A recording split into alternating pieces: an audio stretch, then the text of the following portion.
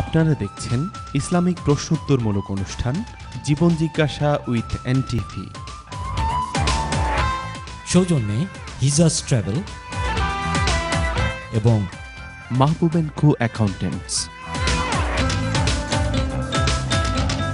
আসমান সুন্দর, জমিন সুন্দর, সুন্দরী সুন্দরী পাল্লা, জানি না কত সুন্দর তুমি আল্লাহ। প্রিয় ভাবরা, আমরা আবারও ফিরলাম আমাদের প্রিয় অনুষ্ঠান জীবন জিজ্ঞাসা। আমরা এখন দ্বিতীয় সেগমেন্টে এসে উপস্থিত হয়েছি। আমরা চমৎকার একটি প্রশ্নের উত্তর দিতে পেরেছিলাম, তারপরে চলে গিয়েছি আমরা বিজ্ঞাপন পদ্ধতিতে। ইমেইলে বেশ কিছু প্রশ্ন আমাদের হাতে চলে এসছে। আমার মনে হয় তার আগে অনেকক্ষণ ধরেই এক ভাই সম্ভবত ওয়েট করছেন আমাদের জন্য। ওনার প্রশ্নটা নিয়ে নিচ্ছি, তারপরে ইমেইলে চমৎকার কিছু প্রশ্ন আছে, এগুলোর দিকে আমরা যাবো ইনশাআল্লাহ। দেখি কে আছেন আমাদের সাথে কথা বলার জন্য। আসসালামু আলাইকুম। হ্যালো। আসসালামু আলাইকুম। হ্যালো, আসসালামু আলাইকুম। ওয়ালাইকুম আসসালাম। বোন, আপনার প্রশ্ন বলেন। আমার আসলে দুইটি প্রশ্ন। প্রথম প্রশ্নটা হচ্ছে একটা আয়াত আর কি, আমি বাংলা অর্থটা বুঝতে চাইছি আর কি। অমার রামাইতা ইজ রামাইতা ওয়ালাকিন্নাল্লাহ রামা, এর বাংলা অর্থটা কি, আর এটা কখন পড়লে, কিভাবে পড়লে কোনো মানে ভালো কিছু আছে কিনা ওইটা জানতে চাচ্ছিলাম আর কি। আর দ্বিতীয় প্রশ্ন হচ্ছে, আমার ছোট ছেলের বয়স 12 বছর। ও খুব মানে ভীষণ ভাবে চাইছে যে একটা পাখি মানে পোষ মানাতে ঘরে। আচ্ছা আচ্ছা। কিন্তু আমার তেমন ইচ্ছে নেই, কারণ আমি একটু ভয় পাচ্ছি যে এভাবে কি পালন মানে কোনো পাখিটাকে ঘরে এনে রাখা, এটা কি ইসলামিক মতে ঠিক আছে কিনা। এখন ওই জিনিসটা আপনাদের কাছে যে এটা আসলে কেউ কি এই পারমিশন দিব যে পাখি ঘরে। আর আরেকটা কথা শুনেছি যে অনেক যে পাখি যে পাখিগুলো কথা বলতে পারে, হঠাৎ কোনো কারণে ওরা মারা যায়, তাদেরকে নাকি ইয়ে করতে হয়, ওই যে দাফন করতে হয়, জানাজা। হ্যাঁ, জানাজা পড়তে হয়, দাফনের ব্যবস্থা করতে। হ্যাঁ, তো এই জিনিসটা একটু আগে আমি বুঝতে চাইছিলাম আর কি। এখন এই জানাজার জন্য ইমাম আসলে পাওয়া যাবে কিনা। এনিওয়ে, আমরা চলে যাচ্ছি বোন আমাদের শেখের কাছে। এই জানাজা সংক্রান্ত রুলিং প্লাস হচ্ছে ওমার আমাইতা এই আয়াতের অর্থ। জি ধন্যবাদ। প্রথম প্রশ্নটি বোন করেছেন যে কোরআনে কারীমে একটি আয়াত আছে, ওয়ামা রামাইতা ইয রামাইতা ওয়ালাকিন্নাল্লাহ রামা, যার অর্থ হলো আপনি নিক্ষেপ করেননি যখন আপনি নিক্ষেপ করেছিলেন, বরং সেটা আল্লাহ নিক্ষেপ করেছে।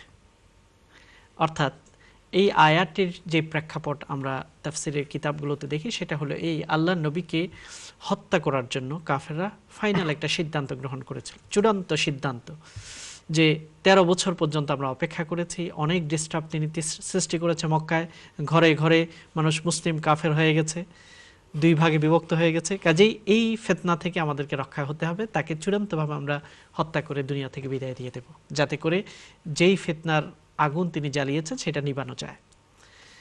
তবে যেহেতু তার বংশ এবং গোত্র শক্তিশালী, কাজেই তারা আমাদের থেকে প্রতিশোধ নিতে পারে, আর এটা থেকে তাদেরকে বিরত করা, একঘরে করে দেওয়ার জন্য উপায় হলো অন্যান্য সকল ট্রাইবস সকলে মিলে প্রত্যেক ঘরে ঘরে যুবকদেরকে একসাথে তরবারি নিয়ে তাকে হত্যা করার জন্য অংশগ্রহণ করতে তারা সিদ্ধান্ত নিল, যাতে করে তার নবীর গোত্রের লোকেরা সকলের থেকে প্রতিশোধ নিতে পারবে না।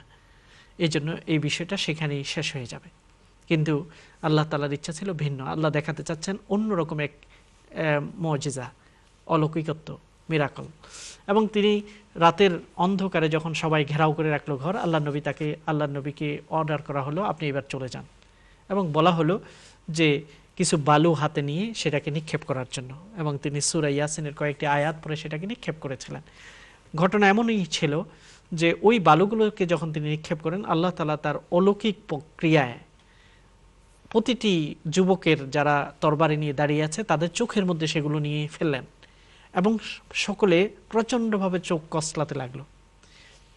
আর চোখ কসলাতে কসলাতে তারা এমন দিশেহারা অবস্থায় ছিল যে আল্লাহ নবী মাঝখান দিয়ে তিনি বেরিয়ে গেলেন, তারা টেরও পায়নি। তো সেদিকে ইঙ্গিত করে আল্লাহ বলেন, ওয়ামা রমাইতা, আপনি নিক্ষেপ করেননি। আবার বলছেন ইজ রমাইতা, যখন আপনি নিক্ষেপ করেছিলেন। শব্দগুলো মনে হচ্ছে যেন বৈপরীত্য আছে, আপনি করেননি, অথচ আবার বলছেন যখন আপনি নিক্ষেপ করেছেন বালুগুলো। কিন্তু আল্লাহই সেটা যেন নিক্ষেপ করেছে। কারণ আপনি নিক্ষেপ করলে তো দুই একজনের আপনার চোখের সামনে যারা আছে তাদের পড়তো, প্রতিটি যুবকের চোখে চোখে গিয়ে ওই বালুগুলোতে পড়ার কথা ছিল না। এই জন্য আল্লাহর বিশেষ প্রক্রিয়ায় শক্তিতে নির্দেশে সেটা পৌঁছেছে। এই আয়াতটাতে এই থিমের কথা বলা হয়েছে। তবে প্রতিটি আয়াত বরকতপূর্ণ। এই আয়াত দিয়ে কি কোনো তাদবীর করা বা কোনো রকম কাজে এটাকে ব্যবহার করা এরকম সুনির্দিষ্ট কোনো হাদিসে এরকম বর্ণিত হয়নি। বরং এর মাধ্যমে আমরা আমাদের যে আধ্যাত্মিক শক্তি অর্জনের একটা বিষয় আছে, যে আল্লাহ যেটা চান, আল্লাহ যদি কাউকে রক্ষা করতে চান সকলে মিলে তরবারি দিয়ে হত্যা করার জন্য রেডি থাকলেও সেখান থেকেও আল্লাহ তাআলা তাকে পরিত্রাণ দিতে পারেন। আমাদের এই ইমানের শক্তিকে বৃদ্ধি করার শিক্ষা এখানে আছে। এবং অন্য আয়াত আল্লাহ বলছেন, ইয়ামসাসকাল্লাহু বিদুররিন ফালা কাশিফা লাহু ইল্লাহু, সারা পৃথিবী একত্রিত হয়ে তোমার ক্ষতি করতে চাইলে আল্লাহ যদি না চান তাহলে কেউ ক্ষতি করতে পারবে না। ওয়া ইয়ামসাসকা বিখাইরিন, আল্লাহ যদি তোমার কল্যাণ দিতে চায় আর অন্য কেউ যদি সেটাকে বাধা দিতে চায় তাহলে কেউ বাধা দিয়ে রাখতে পারবে না। এই বিশ্বাসকে অন্তরের মধ্যে সুদৃঢ় করতে পারাটাই এটা হচ্ছে ঈমান। কাজে এই আয়াত থেকে আমরা ঈমান শিখব, এই ঘটনাগুলো থেকে আমরা ঈমান শিখব যে আল্লাহ তাআলার শক্তি, আল্লাহ তাআলা যেটা চান সেটা করতে পারেন। কাজে আমি আমাকে আল্লাহর কাছেই অবনত করব এবং তারই দরবারে সাজদা করব। এই শিক্ষাটুকু আমরা এই আয়াত থেকে পাই। দ্বিতীয় প্রশ্ন আপনি করেছেন কোনো পাখিকে বশ করা যাবে কিনা। এটা করা উচিত নয়। এই জন্য কারণ পাখি তার একটা স্বাধীনতা আছে, তার একটা পরিবার আছে, এবং সেখান থেকে একটা পাখিকে বিচ্ছিন্ন করে একটা ঘরের মধ্যে আবদ্ধ করে রাখা, তার স্বাধীনতাকে হরণ করা। যদিও পাখি, কিন্তু এই পাখির যে অধিকার, পাখির অধিকার থেকে তাকে, স্বাধীনতার অধিকার থেকে তাকে বঞ্চিত করা হয়। এখানে কোনো নেসেসিটি নেই আমার শখের জন্য আর একটা পাখি তার স্বাধীনতা হারাবে। যে নীল আকাশে মুক্ত মনে ঘুরে বেড়াতো সে আর ঘুরে বেড়াতে পারবে না, সে একটি ঘরের চৌহদ্দিতে একটি খাঁচার ভিতরে আবদ্ধ হয়ে যাবে। সেটা তো যৌক্তিক হতে পারে না, সেটা তো পাখিদের যে নেচার সেটার পরিপন্থী একটা কাজ হবে। কাজে এরকম করা উচিত নয়। তবে তার বিপরীতে বিড়াল, যদি আপনি বাচ্চাকে যদি এর বিপরীতে বিড়াল পালতে উৎসাহিত করেন, এটা একটা প্রাণীকে, যেহেতু গৃহপালিত প্রাণী আছে অথবা মুরগি ইত্যাদি যেগুলো গৃহে পালিত হয়, অথবা কবুতর, এই জাতীয়গুলো ডাইভার্ট করে আপনি করবেন যাতে করে স্বাধীন পাখিগুলোকে পরাধীন করা না হয়। আমরা চিন্তা করি আমাকে যদি আমার পরিবার থেকে বিচ্ছিন্ন করে কেউ কোনো ঘরে খুব যত্ন করেই রাখুক, কিন্তু আমার মন তো ছটফট করবে। তেমনিভাবে পাখির ব্যাপারটাও সেরকম হয়। আবার পাখি রেখে আবার কথা শিখালে আপনি বলেছেন আরেক বিপদ, যে মারা গেলে আবার জানাজা পড়তে হবে। নিশ্চয়ই কোনো মসজিদের ইমাম পাখির জানাজা পড়তে আসবে না। তবে এই ধারণাটা ভুল, কারণ পাখি আসলে কথা বলতে পারে কি না, কথা বলতে পারে না, বরং সে কপি করতে পারে। যদি কথা বলতে পারতো অনর্গল বিভিন্ন কথা বলতো, সেরকম বলে না। যেই শব্দ তার কাছে বারবার বলা হয় সে কপি করতে পারে, সাউন্ডটাকে ক্রিয়েট করতে পারে, এতটুকুই। এটা কথা বলা নয়, এটা হচ্ছে কপি করা। যদি এরকম কোনো পাখি করেও তারপরে সেটার কোনো জানাজা, পাখির জানাজার কোনো বিধান ইসলামে নেই। এটা মানুষের জন্যই, মানুষের সম্মানের জন্যই। ধন্যবাদ। জাযাকুমুল্লাহ। আমরা চলে যেতে হবে মনে হয় পরবর্তী কলে। আসসালামু আলাইকুম। হ্যালো, জি বোন, আসসালামু আলাইকুম। আপনার প্রশ্ন বলেন। আসসালামু আলাইকুম। ওয়ালাইকুম আসসালাম। হ্যালো, আমি দুইটা প্রশ্ন করতে চাইছিলাম। প্লিজ করেন। একটা হলো, আমরা ফজরের নামাজ সানরাইজ পর্যন্ত পড়তে পারবো কিনা, মানে যেমন সানরাইজ 7:31, আমি মনে করেন হয়তো বা 10 মিনিট আগে এখন 7:31 পর্যন্ত কি নামাজটা পড়া যাবে, নাকি আরো কিছুক্ষণ আগেই শেষ করতে হবে? ওকে। আর সেকেন্ড কোশ্চেন হলো, আমরা ছবি বা ভিডিও করি, কোথাও বেড়াতে গেলে ফটো তুলি, ভিডিও করি, এটা কি কোনো গুনাহ নাকি জায়েজ আছে? এটাই ঠিক আছে, জানতে চাইছিলাম। জাযাকুমুল্লাহ। জি, প্রথম প্রশ্ন হলো, ফজরের নামাজ সূর্য উদয়ের আগে পর্যন্ত পড়া যাবে, সূর্য উদয়ের পূর্ব পর্যন্ত পড়া যাবে। সেফ সাইড হলো এতটুকু আগে আপনি পড়ে শেষ করবেন, যাতে করে আরও কিছুক্ষণ আল্লাহর ইবাদত কিংবা তাসবিহ ইত্যাদি দোয়াগুলো আপনি পড়তে পারেন সূর্য ওঠার আগে। কারণ সূর্য ওঠার আগে আল্লাহ তাআলা আমাদেরকে তাসবিহ পাঠ করতে বলেছেন। এখন আপনি যদি ঠিক সূর্য উঠা পর্যন্তই নামাজেই পড়েন, নামাজের পরে তাসবিহ পড়া আর হলো না। এই কারণে যথাসম্ভব আগেই পড়বেন। প্রতিটি নামাজকে সেফ সাইডে পড়া, এটা ইসলামের একটা গুরুত্বপূর্ণ আমল। জিজ্ঞাসা করা হলো আল্লাহ নবীকে কোন আমল সবচেয়ে শ্রেষ্ঠ, তখন তিনি বললেন আসসালাতু লি আউয়ালি ওয়াক্তিহা, প্রতিটি নামাজ তার প্রথম সময়ে পড়া। নামাজকে প্রথম সময়ে পড়া এটা হচ্ছে একটি গুরুত্বপূর্ণ নির্দেশ। কাজে আমরা নামাজকে আগে পড়ার চেষ্টা করব, এতটুকু সময় রাখবো যাতে করে নিরাপদ সময় থাকে। একান্ত যদি কোনো কারণে আপনার ঘুম থেকে উঠতে দেরি হয়ে যায়, তাহলে আপনি 7টা, যেমন আপনি বলেছেন 7:31 আপনি দেখলেন যে সানরাইজের সময়, অবশ্যই 30-র মধ্যে আপনাকে শেষ করতে হবে। কারণ আপনি যদি নামাজের ভিতরে 1 রাকাত পড়লেন, আরেক রাকাতের ভিতরেই যদি সূর্য উঠে যায়, তাহলে নামাজ হবে না, ফজর নামাজ হবে না। ফজর নামাজ অবশ্যই আপনাকে সূর্য ওঠার আগেই পরিপূর্ণভাবে সালাম ফিরানো পর্যন্ত শেষ করতে হবে। এই জন্য আগেই আপনি নামাজকে শেষ করে নেওয়ার চেষ্টা করবেন। দ্বিতীয় প্রশ্ন করেছেন যে আমরা অনেক সময় স্মৃতির জন্য ভিডিও, ফটো ইত্যাদি করি, অথবা সেটাকে প্রিন্ট করি ইত্যাদি, সেটা করা যাবে কিনা। এই ব্যাপারে আমরা দেখি যে ইসলামিক স্কলারদের মতামতগুলো, তারা বলেছেন যে ছবি তোলা, আল্লাহর নবী কঠোর ভাষায় ছবি তৈরি করাকে নিষেধ করেছেন। ছবি তৈরি করা তখনকার সময় ছিল পেইন্ট করা, ছবি অঙ্কন করা, অথবা মাটি ইত্যাদি ভাস্কর্য নির্মাণ করা, এগুলোকে কঠোরভাবে আল্লাহ নবী নিষেধ করেছেন। আসাদুন নাসি আযাবান ইয়াউমাল কিয়ামতি আল মুসাউউিরুন, মুসলিম শরীফ, বুখারী শরীফের এই হাদিসটি অথেন্টিক, যে সবচেয়ে বেশি আল্লাহ তাআলা কিয়ামতের ময়দানে শাস্তি দেবেন যারা ফটো নির্মাণ করে, ছবি নির্মাণ করে। এটা অঙ্কনের মাধ্যমে হতে পারে, অথবা এটাকে ভাস্কর্যের মাধ্যমে হতে পারে। এইগুলো যারা নির্মাণ করে, এবং বিশেষত সেই যুগে যেগুলো মূর্তিকে তৈরি করা হতো, বিভিন্ন দিনদার মানুষ, ভালো মানুষ, তাদের আদলে তৈরি করা হতো, পরবর্তীতে সেগুলোকে তারা উপাস্য হিসেবে গ্রহণ করেছে, এদেরকে কঠিন শাস্তি আল্লাহর পক্ষ থেকে দেয়া হবে। যারা প্রতিমা তৈরি করে, মূর্তি নির্মাণ করে, ভাস্কর্য নির্মাণ করে, এদের ব্যাপারে এটা বলা হয়েছে। অঙ্কিত পর্দাতে, বালিশে, কুশনে ইত্যাদিতে ছবি, মানুষের, প্রাণীর ছবি যদি অঙ্কিত থাকে, সেটাও ইসলামে নিষিদ্ধ। তার প্রমাণ আমরা মুসলিম শরীফের হাদিসে দেখি যে আল্লাহ নবী একবার এক সফর থেকে আসলেন, হযরত আয়েশার ঘরে তিনি ঢুকবেন, ঢুকতে গিয়েও ঢুকছেন না, দরজায় দাঁড়িয়ে আছেন, এবং তার চেহারার মধ্যে একটা বিরূপ ভাব, একটা বিরক্ত ভাব পরিলক্ষিত হলো। হযরত আয়েশা বললেন, কি ব্যাপার ইয়া রাসূলুল্লাহ, আমি কি কোনো ভুল করেছি? আমি ভুল করলে আগেই আমি আল্লাহ এবং তার রাসূলের কাছে ক্ষমা চেয়ে নিচ্ছি। তখন আল্লাহ নবী একটি কুশন, বালিশের কুশনের দিকে তাকিয়ে দেখালেন, নুমরুকা আরবিতে বলা হয়, যে এখানে ছবি অঙ্কিত। আল্লাহ নবী বললেন, এগুলো কি? তিনি বললেন, ইয়া রাসূলুল্লাহ, এটা তো কুশন, একটা বালিশ, আপনি আরাম করার জন্য এটা আমি কিনে রেখেছি আপনার জন্য। তো আল্লাহ নবী বলছেন যে এখানে ছবি আছে, এবং জেনে রাখো যেই ঘরে ছবি থাকে ফেরেশতা সেই ঘরে প্রবেশ করে না। এগুলো থেকে দেখা যায় যে ছবি করা, পেইন্ট করা, ভাস্কর্য নির্মাণ করা, ঘরের ভিতরে ছবি, অঙ্কিত ছবি রাখা, এগুলোকে ইসলাম নিষেধ করেছে, এটাকে পছন্দ করেনি।